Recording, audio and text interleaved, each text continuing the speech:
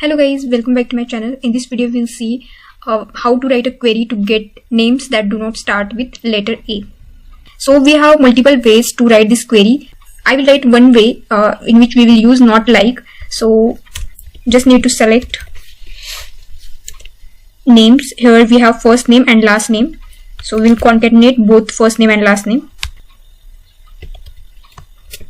First name plus, we'll give some space, and plus last name from employee table.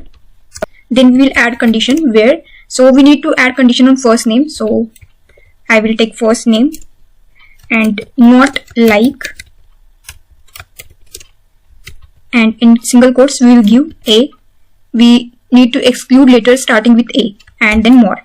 Here more means any number of characters and anything it can include, and our letter is starting with A. So we have added not like. It will exclude names which start with A. If we will execute this, we will get our result. So we can see we have list of names and we will not see any name which is starting with letter A. Here we can give column name as employee name, EMP name, and we can execute it again. Yes, we have got our expected result here.